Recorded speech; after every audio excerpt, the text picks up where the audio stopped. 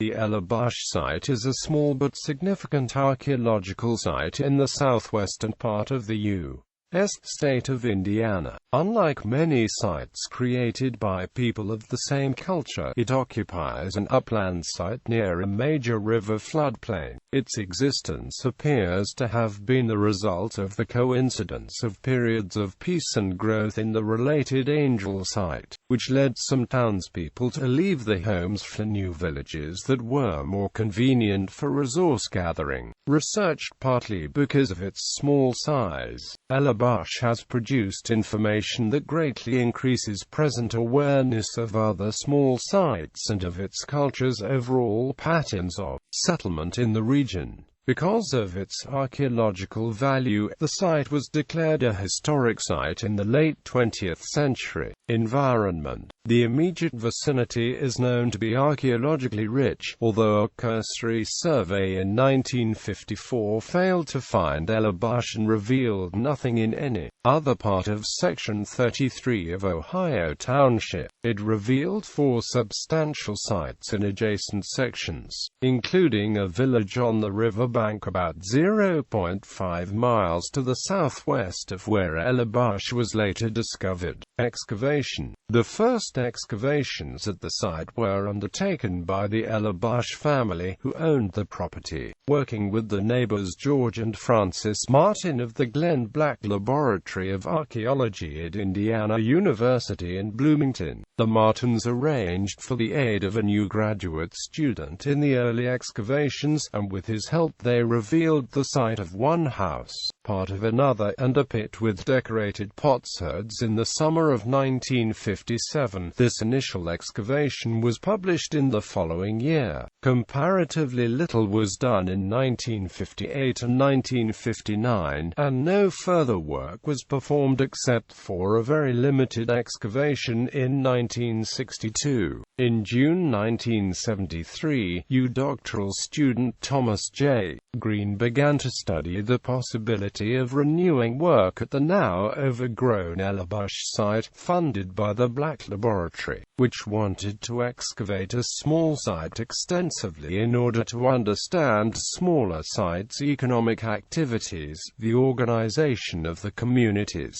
and the times of year when they were occupied. Moreover, the excavation of a small site was deemed necessary for a broader awareness of typical Mississippian settlement patterns, because scholars' concentration on large sites meant that nothing more than hypotheses could be offered to understand relationships between such centers and the small outlying sites surrounding them. Besides the work done by the owners, Green's reasons for choosing Ellerbusch included its upland location beside a lake, its proximity to Angel, the fact that virtually everything collected from the site was owned by the property owners, and the evidence from previous work that the houses had not been rebuilt numerous times as they had at Angel.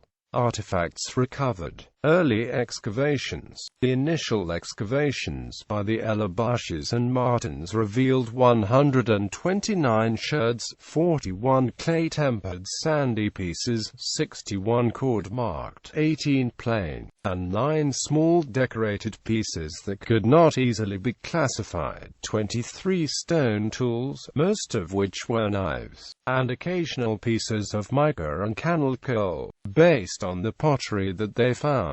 Francis Martin proposed that the site originated primarily during the Middle Woodland period in an occupation influenced by Hopewellian peoples, and she saw certain elements of the pottery as linking the site to the Swift Creek culture that was based in Georgia. Pottery. Green's excavation demonstrated that all artifacts not found on the surface were located in the plow zone or in features such as pits. However, excavations through 1977 yielded 3,466 sherds of pottery, including 582 from the Woodland period, and 2,884 shards that were attributable to the Angel phase. Over 98% of them are shell-tempered without decoration. This is comparable to the pottery found at Angel. where less than 1% of the many thousands of pieces of pottery bore ornamental ceramic elements. Conversely, while many of the decorated remnant of angel sherds bear either a red film or negative painting, the same is true of just 6 pieces of Ellerbusch pottery. Most sherds found at the site were small. Of the 151 pieces of shell-tempered pottery, only 19 were large enough for the excavation team to determine the shape of the pottery from which the sherds came. As a result, the number of pottery objects originally present at the site could not be estimated reliably. Most comparable sites yield larger sherds with fewer fractures,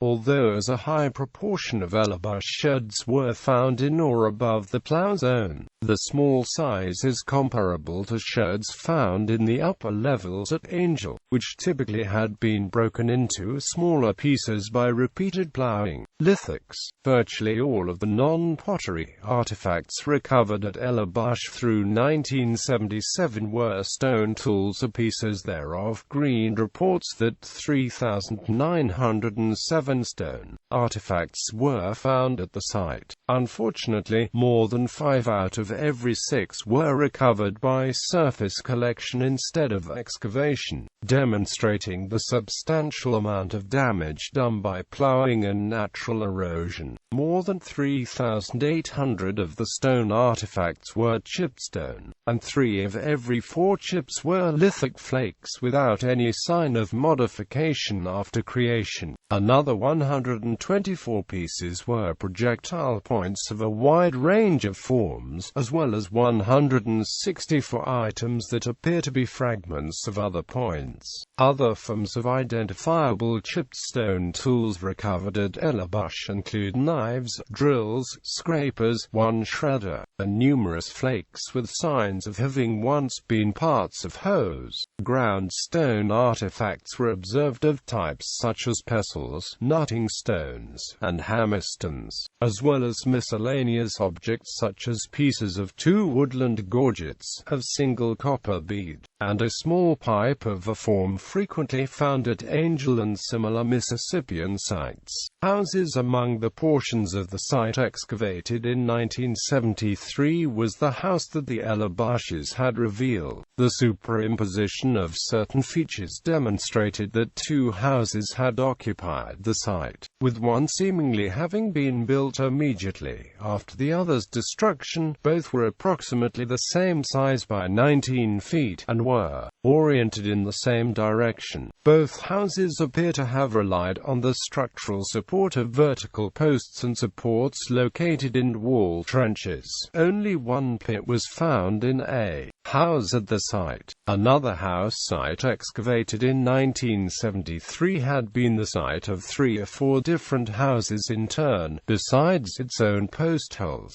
The second house site is associated with 10 nearby pits and a pile of stone chips of a type of chert comparable to what is commonly found in Harrison County to the east. Rather than being identical in form, the houses were either of 2 or 3 different types, and because no useful distinction between house types appears to have existed, it seems that the different types of houses were constructed at different times. Partial remains of other structures, including 2 other houses, remained at the site, but ploughing had greatly reduced the amount of area with surviving features from these structures. All of the houses were generally rectangular in shape, with the sides being built first and the corners either being filled in later without support posts or left open as doorways. None of the sides of any of the houses showed openings that were likely to have been doorways.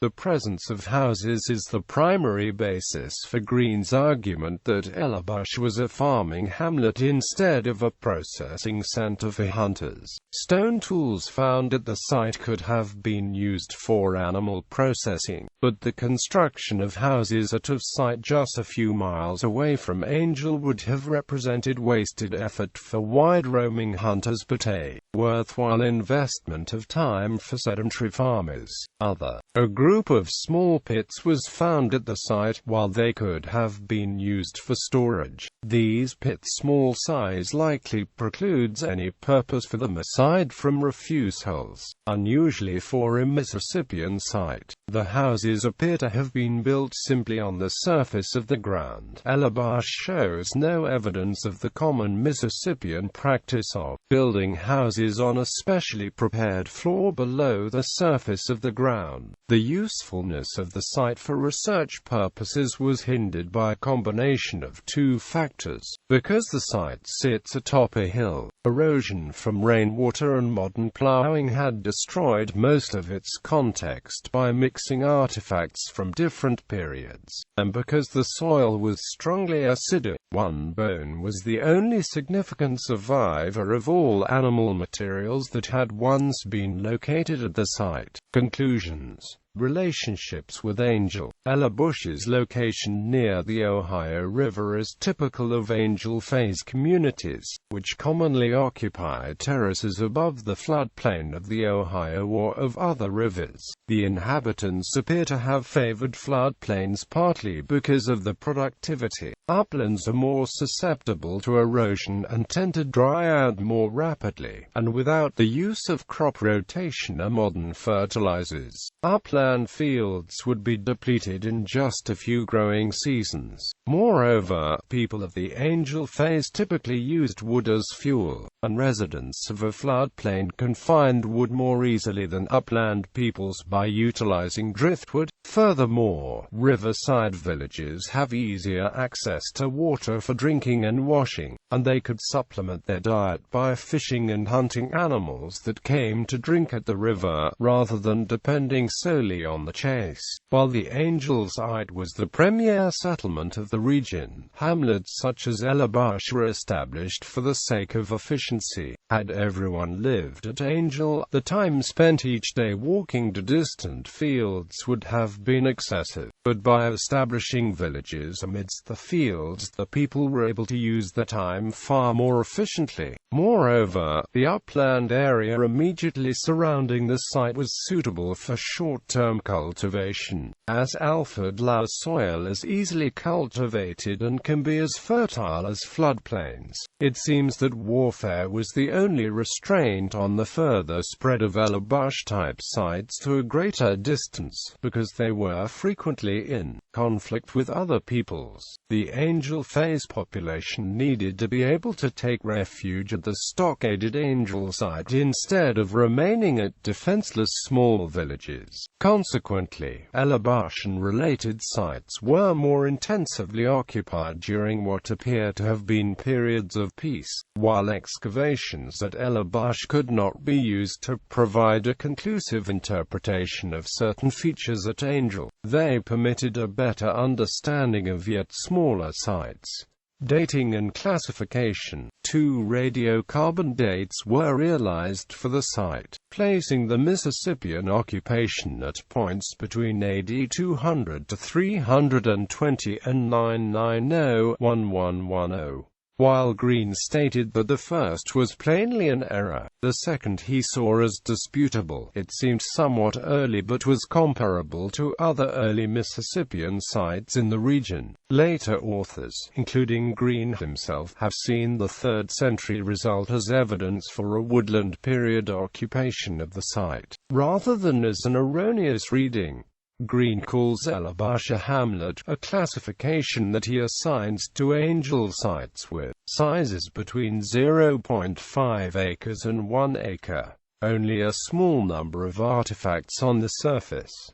Remains of houses, evidence of activities such as hunting, farming, and gathering.